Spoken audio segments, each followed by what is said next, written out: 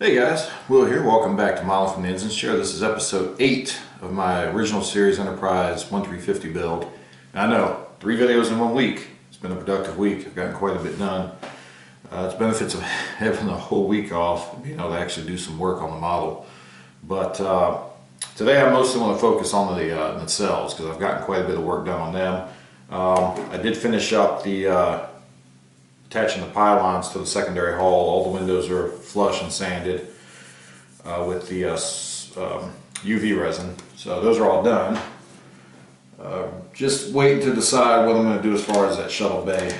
I may have figured out some way to make that work yet, so we'll see. But like I said, today I mostly want to focus on these nacelles, go over what I've done with them, and show you where I'm at.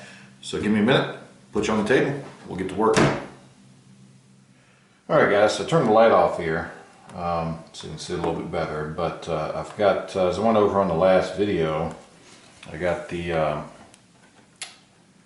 impulse engines lit. They're not overly bright. Some people would like them brighter, but I would like them to be a little bit brighter. I might try switching up something else yet, but I'm kind of limited because I've already sealed up the other nacelle. But they are lit, and what I worked on was one thing I didn't think about when I did the light test and sealed up this first nacelle was I didn't think to check the light coming out the back, because I did plan on putting the Photoetch grills from the second pilot on the back, because I like that look better than just having that ball on the back of it. So I went ahead and I did that to the one here, the one end cap, and I posted some pictures yesterday because I was having a hard time deciding which light to go with. I did it with a blue light, a blue LED in the back, and I did it with a white, and everybody agreed, and I was thinking the same thing. I liked the white because it kind of gives you a little bit of a hot spot there, and it, you know, it does add some depth to it, like somebody said, and to me it is kind of reminiscent of what I would think a fusion reaction maybe would look like, or plasma coming out the back of the engine. But so I like the way that turned out. So that's the way I'm going with it, and I'll just show you what I did here to get that effect if you're interested. Turn this back on. But the first thing is the Photoetch parts from Paragrafix. You just cut this part out of the tree there that they come on, and but on the back you've got to, now they sell a pilot parts pack that comes with one that's meant to be used with this Photoetch part. You can use the original kit part. There's only one caveat to that, is you've got to clear out this part here. And the only dangerous thing about that is you got to make these walls dangerously or really thick, because as you can see on the Photoetch part, there's not a lot of gap there on these edges on some of these holes. So you've really got to get really thin here on these edges, and but it can be done. I've done it on both of them, no problems. I did come through a little bit on one, just a little bit, and I was able to patch that and fix it. But so yeah, you've got to clear out your part, the original kit part, just like that, and then you just take your Photoetch part and just glue it on top. And these actually sit so well that you can't even tell. Maybe a little bit on that one, but I'll take that off. You can't even hardly tell that the part is on there. You can see a little bit right there, but I think with a little more work, another coat of primer or two, it'll you won't be able to tell that part's even on there. So they go on pretty easy.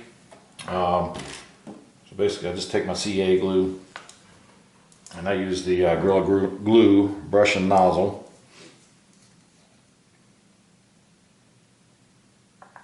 Need another bottle because this stuff's kind of starting to get a little bit of a gel to it. And just put some around the edge.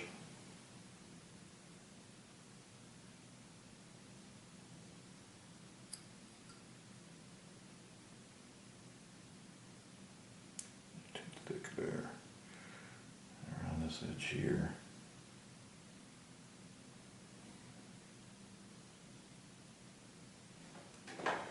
Alright, See it glue on there.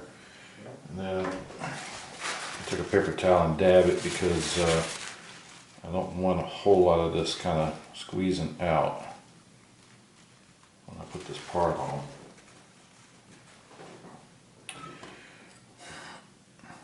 So take your Photoetch part, the part that's got the kind of the straight edges on the sides, that goes to the top.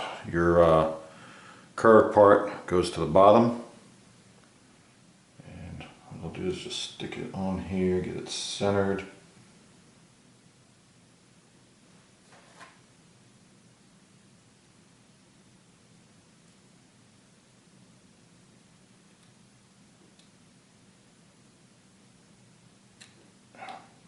Push that a little bit too far.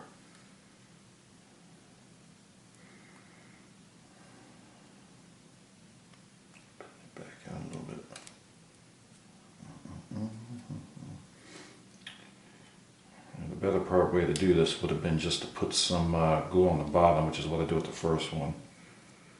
Get the bottom secured and then worry about getting the top secured. Don't know why I did it this way this time. It's not working out as well as it did on the other one.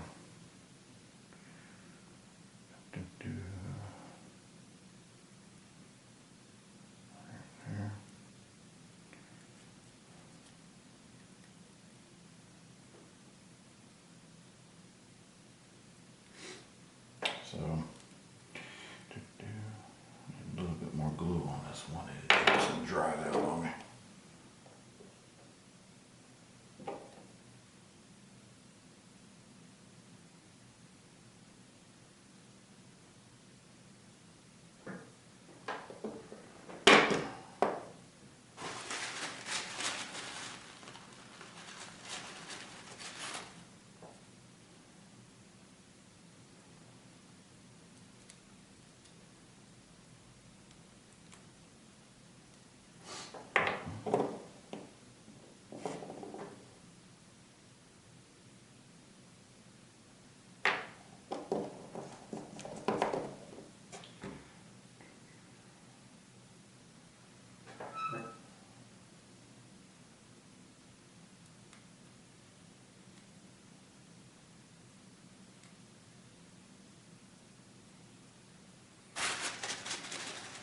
Alright, there we go.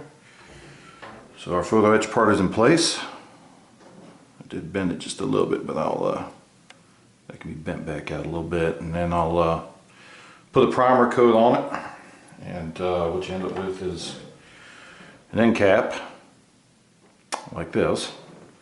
And what I did, I'm gonna push this back out, was I took a little piece of styrene and cut a circle just enough to fit on the end cap where my LED is at. It fits over the end cap just like that. I cut a little piece of sheet styrene and used my Tamiya clear blue again. Put a coat or two of Tamiya clear blue on there. And you see it gets that nice hot spot on there, which looks really good. And so that's how I do the end cap. And I'll show you how I've got this running here. And let me unplug this because the light's going to be kind of bright. But you can see, now I was talking about that gap in the last video here. I ended up not having to move this. What I ended up doing instead was, again, a piece of sheet styrene. I just cut it somewhat the size and hot glued it in place on the back side here. And that helped diffuse the light enough to where I didn't have to worry about moving these LED strips. So they stayed in the same place they were when I went over them last time. Now I did have to put, this is the LED strip I had to add because I was short one.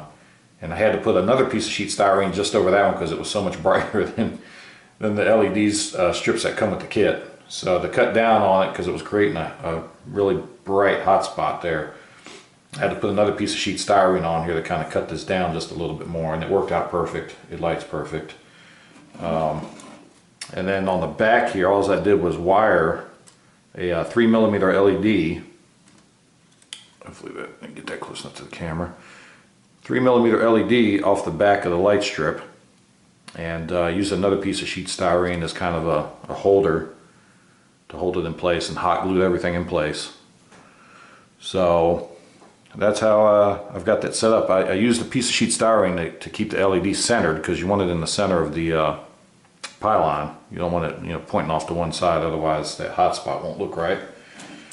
So, but that's how I've got that lit up, and it's turned out pretty well. Now I got to go in yet on this, the one I already closed up, and add the LED to the back, which is going to be a little bit harder to do since I've already sealed it up. So what I'm going to do is take a piece of wire and just drop it down the tube all the way to the front, and then I'll wire up my LED on the one end, and this will just connect to the wire coming out the front. So that way, once I power up my the lights for my nacelles, those lights will come on, and everything will light up good.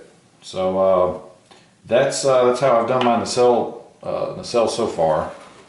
Now, outside of that, I have worked on these the buster collectors on the front, and I've done something a little different with it. I don't know that it's going to make any difference. We'll take a look at it. But I don't know how well these going to show up in light, but the one on the, I'll take the dome off, it'd be easy for you to see it. This one here, now the original filming studio model, they used colored glass shards to help with reflectivity. So what I've done is I went up to Michael's, or not Michael's, but Hobby Lobby, and I picked up some of these Swarovski, I guess they're crystals or something, but they're pretty reflective. They're colored. They're not cheap. They're $7 a pack, and you only get like 5. But I got lucky. Right now they're half price. They're half off at Hobby Lobby. So if this works out, I'll run up and pick up some more to do the other one with before that sale ends tomorrow, which is Saturday, February or March 6th. So we'll see if that works. If it does, I'll go pick up some more of those. And I might even just go ahead and buy what they got left, since they're half off, and that way I've got them for future builds if I need them. So we'll see if that works out. I didn't do it to this one. This one is just done the way that the directions say. I painted the back part chrome, and then I randomized what bulbs I use. These are all amber bulbs that come with the lighting kit. And I think on the original studio model, from what I've read, now that where the restoration photos are taken, it doesn't show this, but supposedly the inside of the cap was painted a transparent amber. So now it doesn't show that, but these were replaced in a prior restoration because these were missing. So I don't know if that changed at that point or what, but according to what I've read, these were originally painted amber on the inside. Don't know if I'm going to do that. I think that's why you got the amber colored bulbs, so you don't have to do that, but we'll see. So the other thing I did too was on this one with the crystals in it, I got an aftermarket replacement motor to try. This was recommended to me, and I believe I gave credit in a previous video to the person that recommended it to me. I don't have it with me right now, remember their name, but I got these off of eBay. And just to show you the difference between these, this is the kit part that comes with the lighting kit. This is the aftermarket one. So you see this is all metal construction, this is plastic. So hopefully these last longer. We'll see what the noise level is, if it's comparable or quieter or louder, we'll see. We'll take a listen to them here in a minute. But so I went and ordered those, and those came in. So I installed the aftermarket motor on this one with the crystals. The plain one has the Polar Lights standard lighting kit motor. So what I'm going to do is I'm going to get these hooked up, and we'll take a look and listen at them and see if we can see any difference with those crystals or not. But give me a minute, I'll get that all wired up, and we'll come back and take a look at it.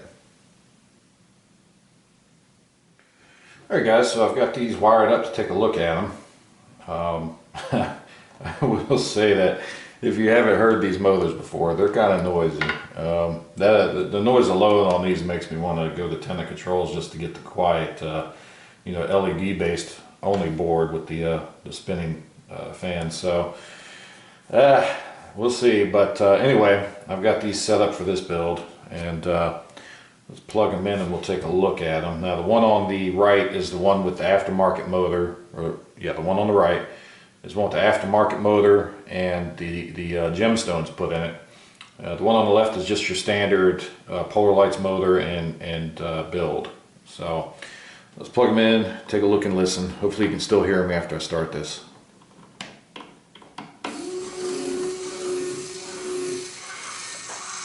So one thing I'll point out is you can probably tell on this one on the right has a slight wobble to it. Boyd had already contacted me and recommended a replacement for that, so I'll be looking into that, getting that replaced. But other than that, the one on the left is perfectly center, it's fine, but this one is a little bit of a wobble to it, you can tell. Not much, but enough. So the other thing I'll point out is the aftermarket motor spins noticeably slower than the Polar Lights motor. So that's one difference. The other difference is there's not really a big noise difference. They're both kind of equally the same level of noise. The aftermarket motor has a little bit of a pulse sound to it, whereas the Polar Lights motor has, to me, a steadier sound to it. So, you know, I'm kind of looking at how fast of a rotation do you prefer. You know, this one's a little bit slower. It says it's 100 RPMs. Not sure what the rating is on the Polar Lights motor, but it's definitely spinning faster than the aftermarket's motor. As far as light difference, I don't know that the gems really added any difference to it. The gems are in this one here. Let's see if I can move this around. See what you guys think. I don't really notice any difference with the lighting. This one seems like it might be a little bit brighter. See a little bit of, seems like it might be a little bit brighter. So, I don't know. They're half price. I might just go ahead and do the other motor just to keep them the same. But don't know that there's really that much of a difference there with the gems in there. Like I said, this one does seem a little bit brighter to me than this one, just a little bit. I don't know if the camera will pick that up. And yeah, these are both spinning in the same direction. I've got to reverse the polarity. Well, depending on which one I go with, I might just stay with the Polar Lights motor. I like that it spins a little faster. I might have to look at some of the, go back and watch some of the Star Trek episodes and see which one seems to match better. Maybe you guys can tell me. Like I said, I don't know how much or how good of a frame rate this video camera is picking up on these. But I don't know. Give me some feedback. Let me know what you think. Which one looks better, and we'll see what I go with on that. But these go together pretty easy. The motor that comes with Polar Lights, you pretty much just stick it in the back and slide it in. Not quite flush. You don't want it quite flush, because then the disc with the lights on it, the control board, won't sit properly. It'll wobble. So my recommendation is put that board in and then push this up until it sits flush with the board inside. That way you don't have that wobble issue. But it just slides into the back, and then, you know, everything just kind of everything else goes in through the front as far as the control board and that. Now the aftermarket part, the aftermarket motor, actually goes in from the front. I can show you that real quick. Push the circuit board out gently. There we go.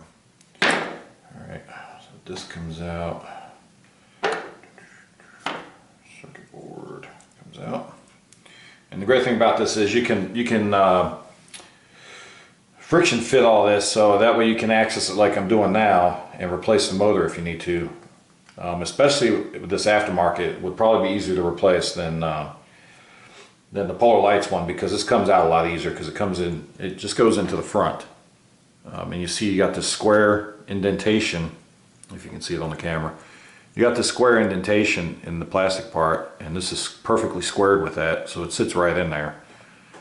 So yeah, as far as being able to, you wouldn't have to, because with this, in order to get that motor out, I don't know if you'd be able to pull it out through the front or not, you might have to take off this whole assembly. Whereas with this motor, you could put this whole assembly in, permanently affix it, and then just have to pull this motor out. And then there's your wires. You just resolder your new one in, stick it in. But like I said, I'm not too sure if I like that this one spins so slow. I'm gonna have to look at it for a couple minutes to see which one I like better. Like I said, I'm gonna have to look back at some episodes. But I appreciate everybody's feedback too. Look at these. Tell me which one you think would be the better one to go with as far as the speed. But definitely got to order the replacement parts, and I hate that I've used my Paragrafix on this already. So, but the other thing with the Paragrafix, they go on pretty easy. The metal strips, and this part alone, these metal strips alone, make this worth getting the supplemental decals. You see, I had some gemstones on there too, just to see if that would help. But and the way these go on, they go on pretty easy.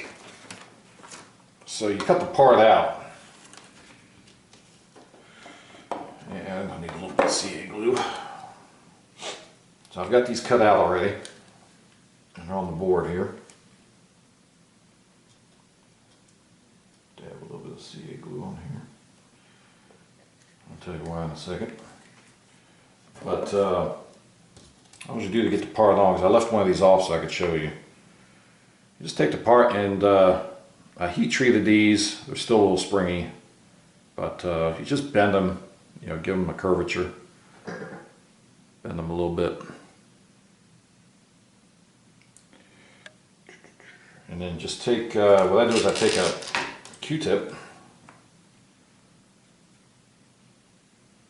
and I'll just put a little dab of CA glue on the tip right there. And that way what I can do is I can take this strip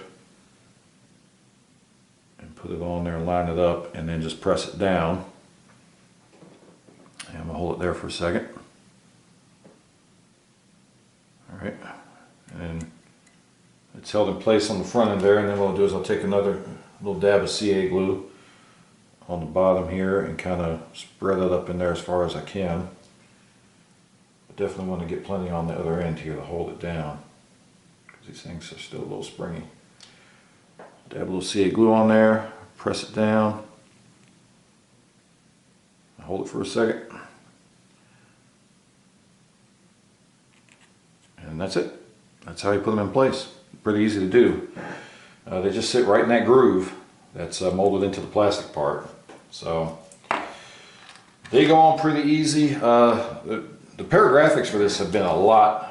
They've been a lot easier than any of the Paragrafix for the refit. So these just seem to go on without a whole lot of fuss, without having to do a whole lot of puttying and that. Like I said, probably the most work I'll do is, I mean, even on these, you see this, you can't hardly tell. When I put some primer on this, you're probably not going to hardly tell. I might have to put a little bit of putty on there, but not much, to make those blend in. But yeah, so these go together pretty easy. I also should mention too, on this aftermarket motor, I did have to do a little bit of a modification. I actually tried drilling this hole a little bit larger, and then I was worried about cracking this. So I drilled it with a 7/64 inch, and this is my Dremel drill bit kit. It's a 7/64 inch bit, and it still wasn't quite big enough to fit the motor in there. So what I had to do was take my Dremel with the grinding stone, and I had to grind this down just a little bit. You can see it's substantially larger than the one that comes with the kit. And my viewfinder's gone out, so I apologize if these aren't in focus, because I can't tell what I'm looking at through the camera. But yeah, you can see this is way smaller than that, so I had to grind that down still a little bit to get that to work. So there's a little bit of a modification to that part, that aftermarket part. but I got it on there, and it just fits in there now. Like I said, the only issue is that it's a little off center, which is a common problem with these parts. If you get a kit that doesn't have one of these that wobbles, you're lucky.